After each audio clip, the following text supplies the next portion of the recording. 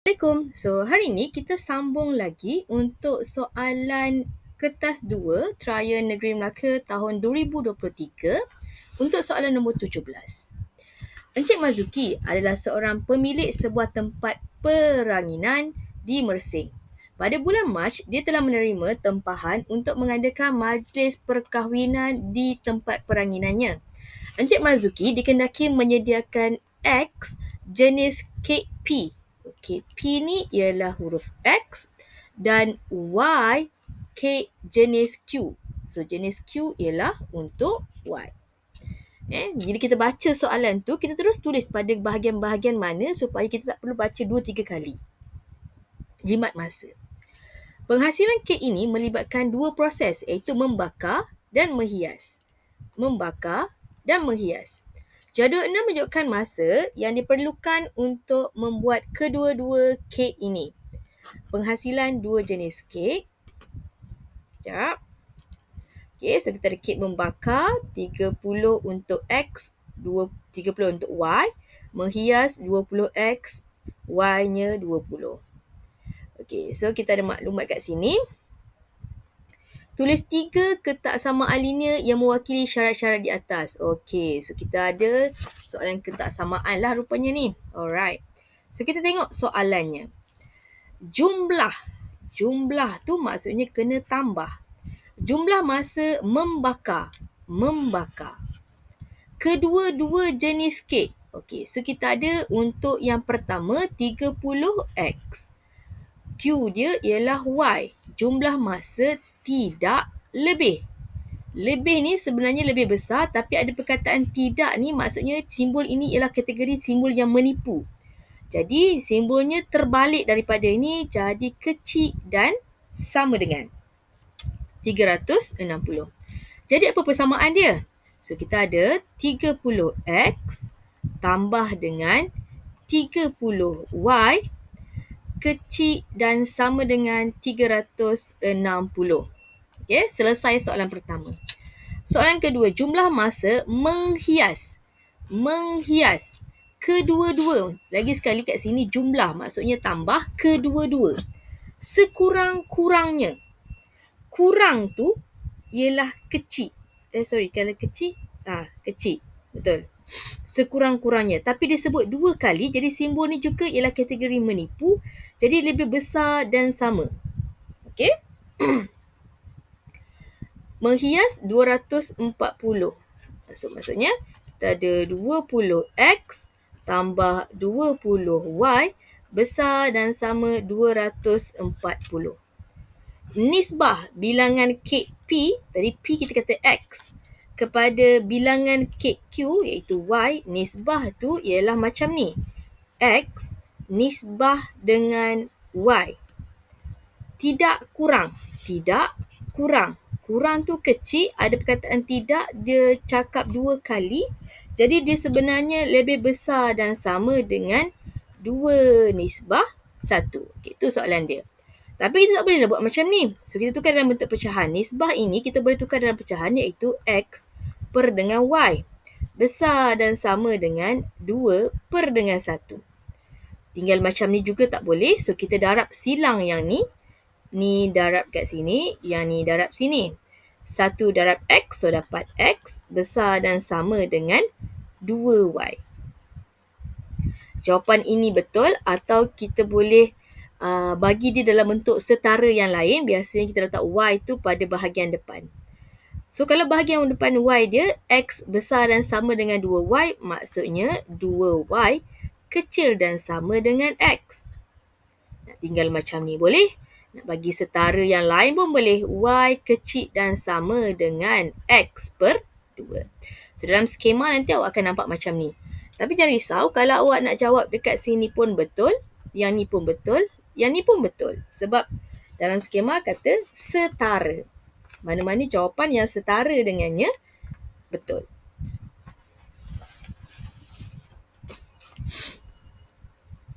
Seterusnya, soalan B. Encik Marzuki membeli sebuah van bernilai RM135,000 bagi kemudahan di tempat peranginannya. Beliau membuat bayaran pendahuluan ataupun dalam bahasa Inggeris kita panggil sebagai down payment. Kita Bayaran pendahuluan tu jarang dengar kan. Kalau kita kan biasa cakap down payment sebanyak 12% dan bakinya dibiayai dengan pinjaman dari bank Y untuk tempoh 9 tahun dengan kadar faedah mudah 2.75% setahun. Hitung bayaran ansuran bulanan. Nak tahu ansuran bulanan dalam RM yang perlu dibayar olehnya.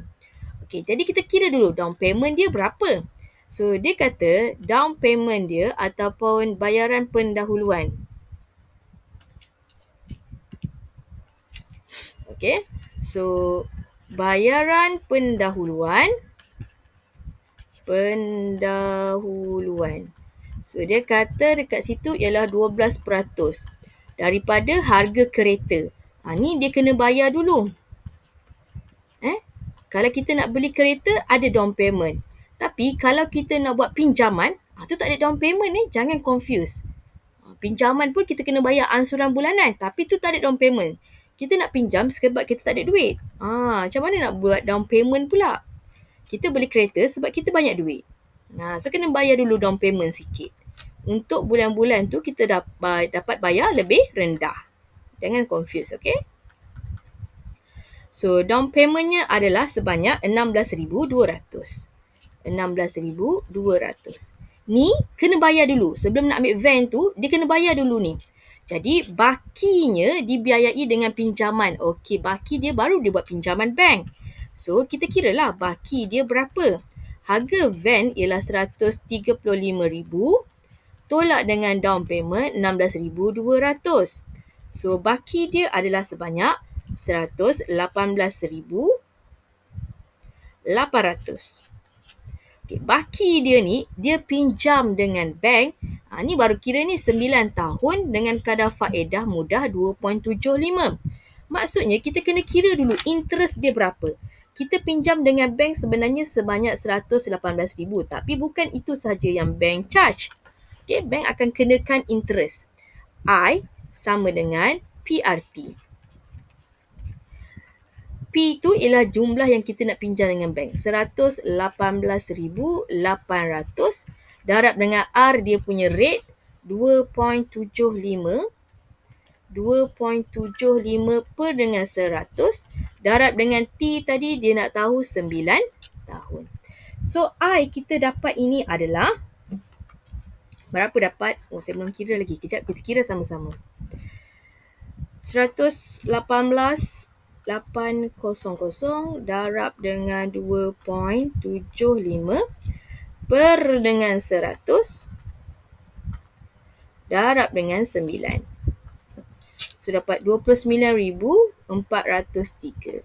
29,403. Lepas tu kita kira ansuran bulanan.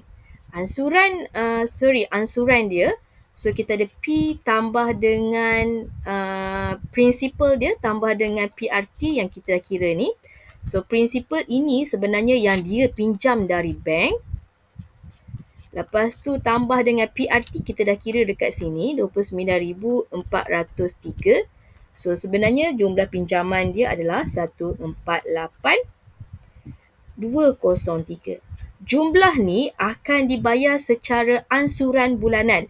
Maksudnya tiap-tiap bulan dia akan bayar. So, berapa setiap bulan dia bayar tu?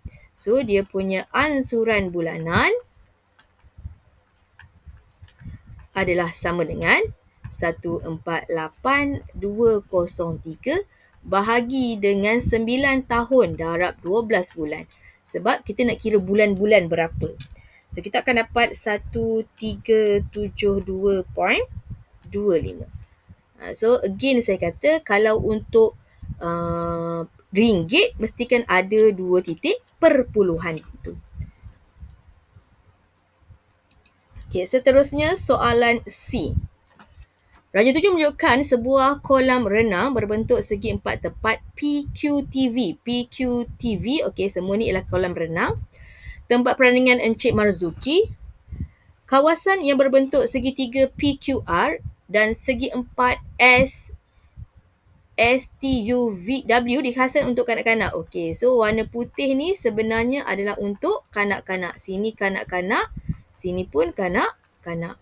Manakala kawasan PRSWUV dihaskan untuk orang dewasa. Okey, jadi kawasan berlorek ini sebenarnya adalah kawasan orang dewasa.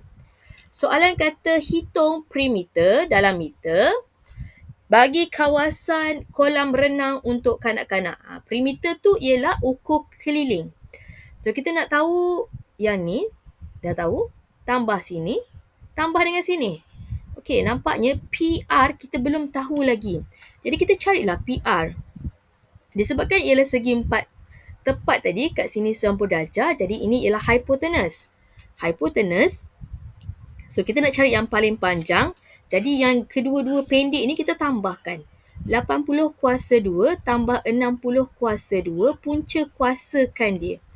So awak akan dapat 100.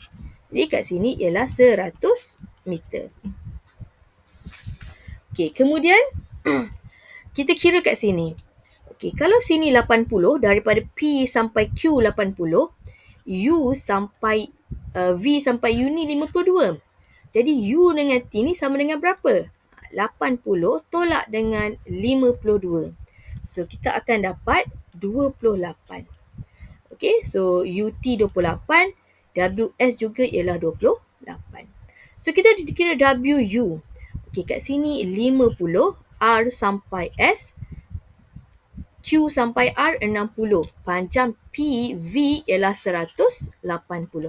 So nak cari ST ni adalah panjang keseluruhan 180 tolak 60 tolak 50.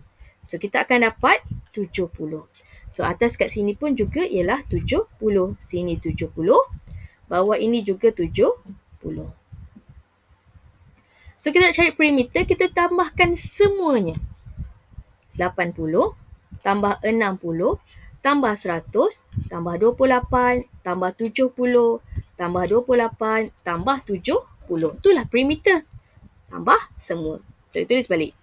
Perimeter adalah sama dengan 80, 60, 100, 28, 70, 28, 70. So kita akan dapat 436.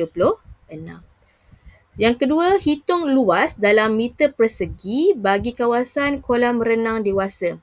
Okay, so kolam renang dewasa ni sebenarnya ialah kawasan berlorek. Jadi kawasan berlorek ni sebenarnya adalah daripada apa? So kita ada satu kawasan yang besar. Okay, saya buat kat mana Saya tak muat. Bolehlah saya guna pen warna hijau. Okay, ni untuk yang kedua. Tapi awak jawab kat mana? Dekat bawah ni Jangan tulis macam saya sepah-sepah macam tu.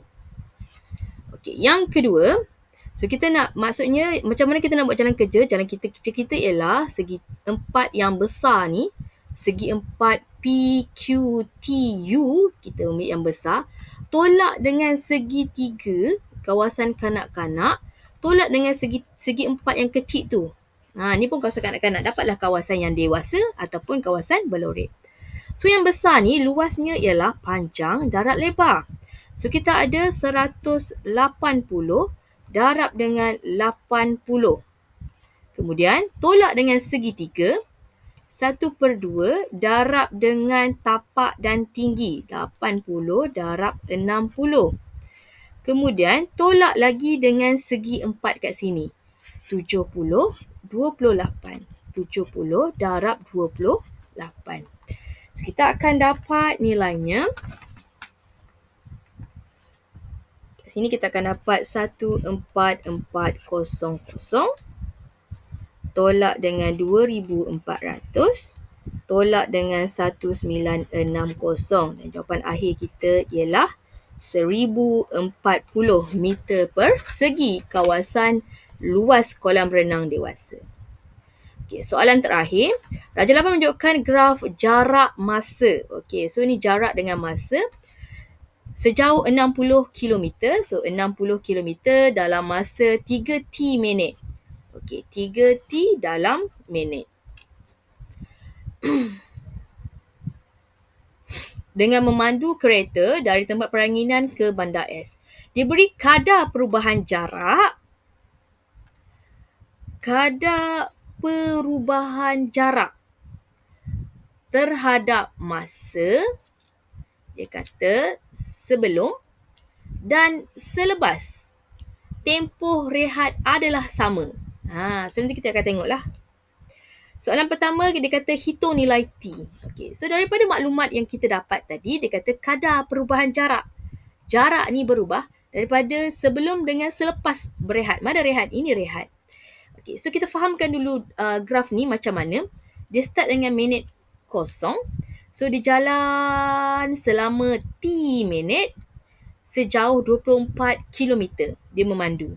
Lepas tu dia rehat. Sejauh 24 km ni dia rehat.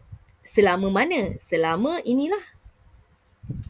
Kemudian dia meneruskan perjalanan dia sehinggalah mendapat jaraknya ialah 60 km dalam masa 3T.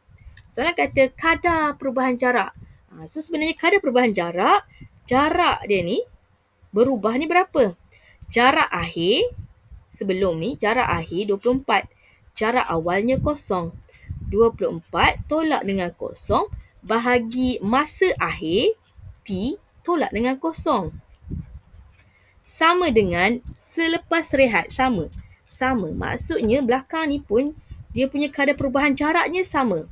So kita ambil jarak akhir dia ialah 60. Tolak jarak awal dekat warna biru ni, jarak awalnya kat sinilah. 24. Per dengan masa akhir. Tengok bawah. Masa akhirnya 3T. Tolak dengan masa awal. Masa awalnya di sini. Tolak dengan, kita letak dalam kurungan, T tambah dengan 10.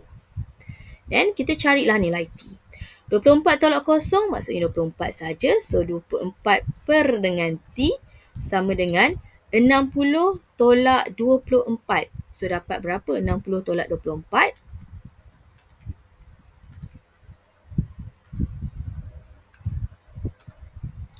60 tolak 24, so dapatlah 36 per dengan, okay, ini kita boleh bukakan kurungan dia.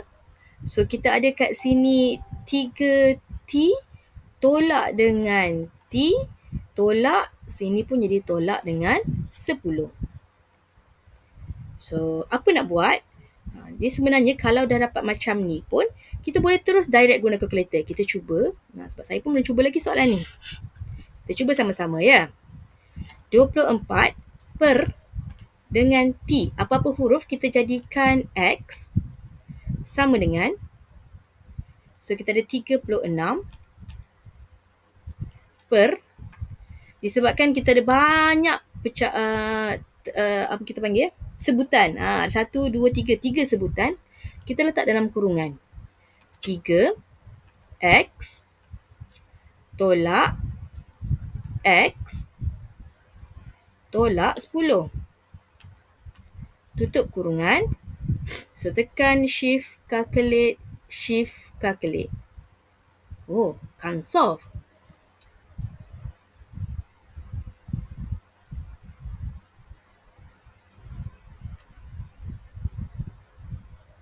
Dia pun pening agaknya ya.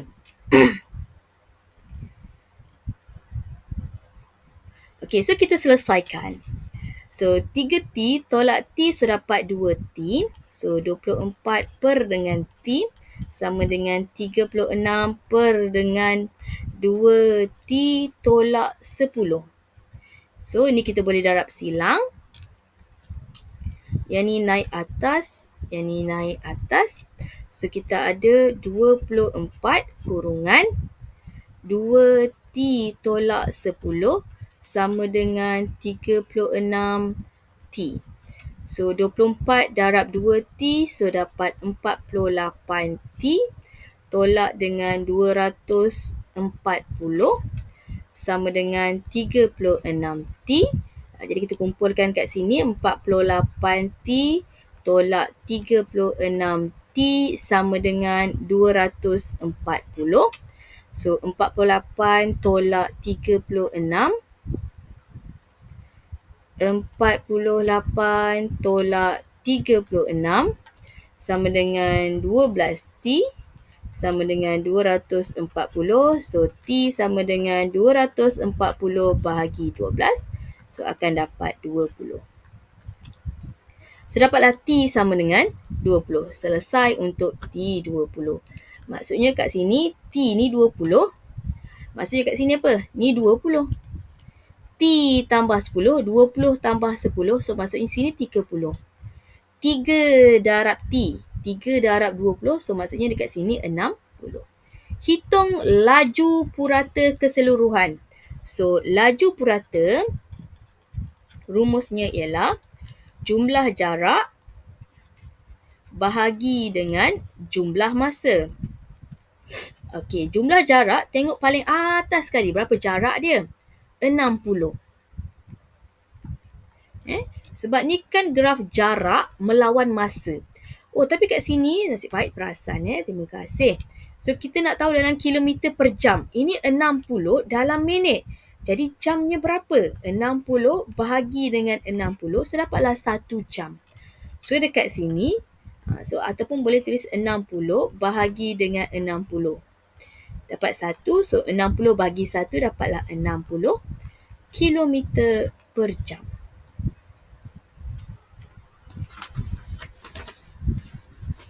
Okey, itu saja. Terima kasih.